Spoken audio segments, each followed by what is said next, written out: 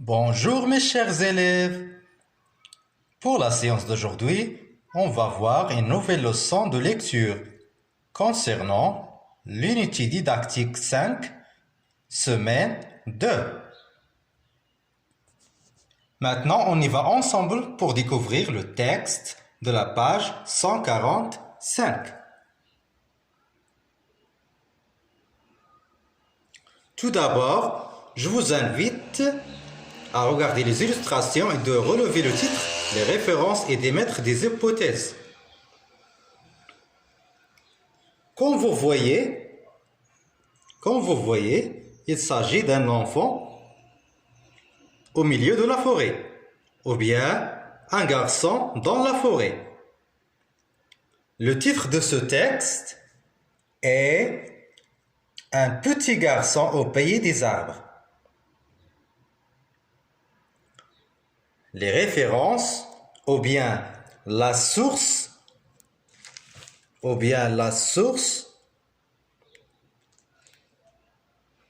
bien d'où est extrait ce texte. Jean-Marie, j'ai le Clésio voyage au pays des arbres. Gallimard.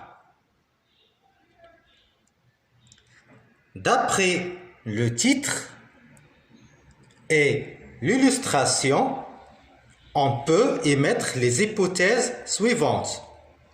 Le texte va parler d'un voyage dans le pays des arbres. Deuxième hypothèse, le texte va parler d'une promenade dans la forêt. Troisième hypothèse, le texte va parler du monde de la forêt. Maintenant, je vais dire le texte. Suivez avec moi. Un petit garçon au pays des arbres. Les gens qui ne savent pas écouter les arbres disent que les forêts sont silencieuses. Mais dès que l'enfant siffle et qu'il siffle bien comme un oiseau, il commence à entendre le bruit que font les arbres. Il y a des craquements de branches qui se dressent, des feuilles qui se mettent à trembler. Il y a surtout des bruits de sifflement parce que les arbres répandent. Ça, c'est le langage des arbres.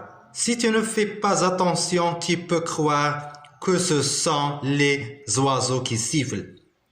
L'enfant a compris que les arbres vivent et réagissent. Je reprends la lecture du texte avec quelques explications. Je vais expliquer quelques mots qui semblent difficiles.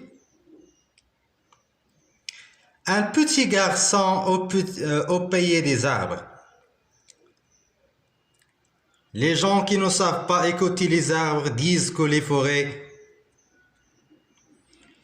sont silencieuses. Silencieuses, c'est un adjectif qualificatif, s'accorde avec le nom les forêts. Silencieuses, c'est-à-dire calme, c'est-à-dire les forêts sont calmes. Mais dès que, c'est-à-dire au moment où. Mais dès que l'enfant siffle, c'est-à-dire, siffle c'est le verbe, siffler, c'est un verbe du premier groupe, siffler, comme ça. On dit l'arbitre siffle la fin du match. Et qu'il siffle bien comme un oiseau. Il commence à entendre le bruit, à écouter. Il commence à écouter le bruit. Que font les arbres? Il y a des craquements de branches. Craquement ici.